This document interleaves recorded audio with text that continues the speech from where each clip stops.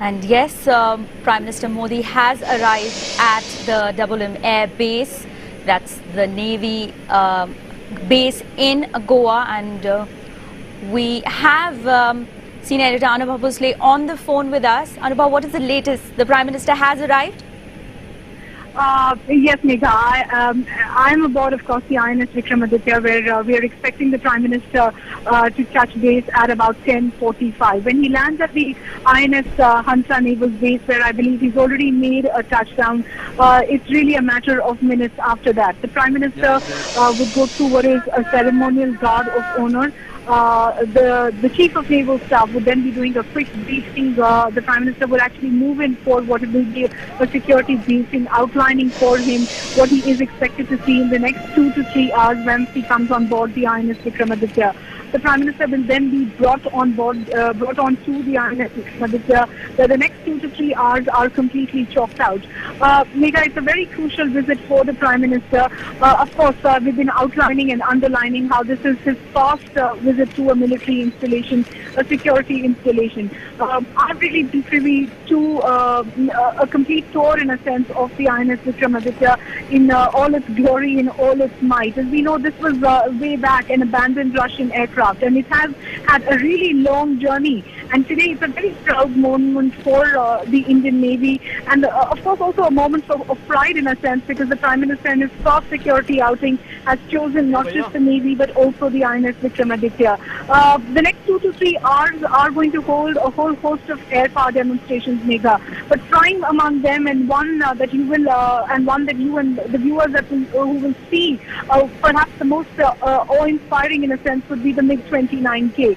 This is one of the most offensive platforms that the INS Vikramaditya has, and it obviously takes its maritime capability to a completely different level.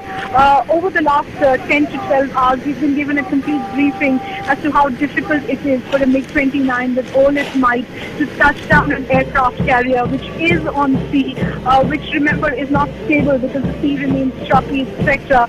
But the pilot, in a sense, then lands on a very constricted space. So the maneuvers are going to be really there for the Prime Minister. It's also important to underline that the Prime Minister making this visit to the Vikramaditya is one day after he's had a full security briefing from the three chiefs.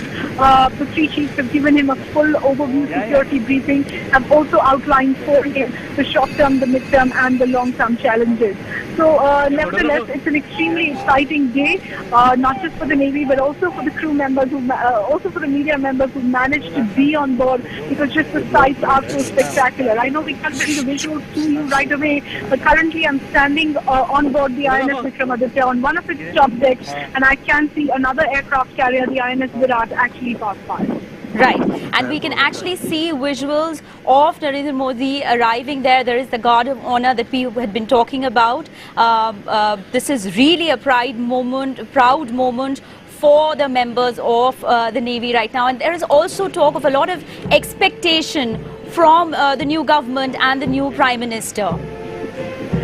That's right, Megha. The ceremonial guard of honor is, of course, the Navy's protocol. They are welcoming the Prime Minister, a high dignitary who is really not even in 1 month since taking over, is making this first big-ticket visit to a security installation, to a military installation. The pictures that you're seeing probably are from the INS Hansa base.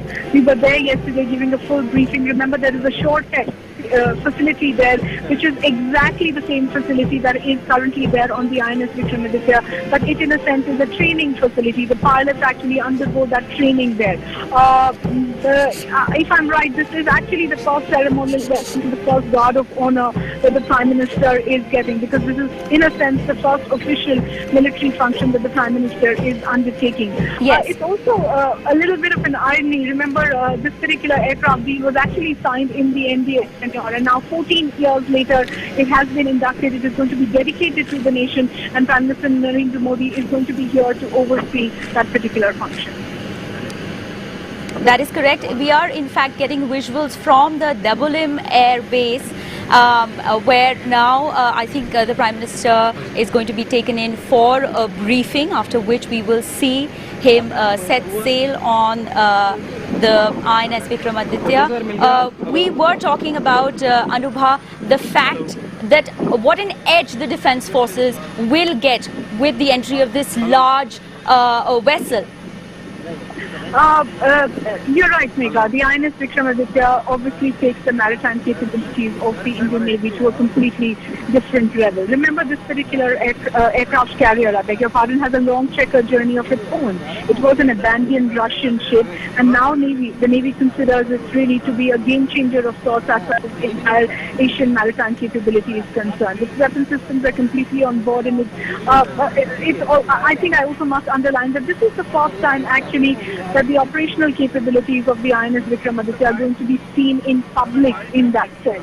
Remember, it came in to the Indian Navy. It made that long journey from Russia, from northern Russia, after it went through years and years of refitting, refurbishing, lots of changes. Remember, this is a big-ticket investment that the Indian government did. It's also various price fluctuations. But today, it is really here at the sea. Actually, the INS Vikramaditya, when the Prime Minister comes in, is not very far from the dock, but once the program actually starts, it would set sail. I'm presuming because of time constraints, it doesn't go too far, but it would be a good indication for the Prime Minister to get a complete sense of the capabilities of this particular aircraft carrier. The MiG-29K that I'm constantly underlining is really the cutting-edge platform that this aircraft carrier has. Currently, about 12 pilots are trained in this sort of landing on the aircraft carrier. I've had conversations with the captain of the ship, with the flight deck officers, with many of the pilots. I'm not quite sure if viewers can hear, but announcements have already started beginning in here at the INS Vikramaditya, which is completely getting ready for the arrival of its high-profile guests. Right. Anubha, could you talk to us a little bit about, in the past there have been some strains between the government and the military, and in February Admiral D.K. Joshi had resigned over a submarine that had, met a disastrous fate. Do you think that Prime Minister's visit now in embarking INS Vikramaditya, this will help in smoothing out some of those tensions, some of those strains? Megha, I think it would be right to say that yes, the Indian Navy has had a spate of bad news earlier this year, which also led to the resignation, the voluntary resignation of one of its chiefs. But today the Navy is really setting aside all that bad news, and I think it's important that you say that, because it's also one of the reasons why the choice of the INS Vikramaditya and the Indian Navy becomes even more important in a sense. The man at the center here, the man really at the center of this entire operation would be the Chief of Naval Staff. All eyes really are going to be on him.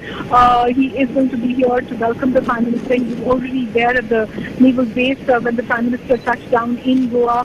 But a lot of the focus today is going to be on this huge 45,000 plus tons of steel, this awe-inspiring structure that goes up about 20 stories, that is massive in size and massive in height, but also really about the men, the sailors, the crew, the flight deck officers, the pilots, etc., who make this platform the cutting-edge platform that it truly is. So yes, the state of bad news, the Navy is perhaps put behind it. Of course, the Prime Minister's interaction with the crew, with sailors, and any announcement that he makes here, either on the deck or post his visit to the INS Vikramaditya, is obviously going to be closely awaited. I think one of the reasons that this is also a big-ticket event is also a shining. It is also an event that showcases sort of stealth and the power or national pride in a sense, also is because of the relationship, or the choppy relationship, if I can call it, that the armed forces have had with the UPA government. So I think with the new government taking in charge and putting in a lot of focus on the armed forces, and really within less than 30 days of taking charge, the Prime Minister visiting a military installation. Remember, there are many plans for the Prime Minister ahead, trying to visit the other forces as well. But today is the day, the first security outing, obviously it takes in a lot of importance.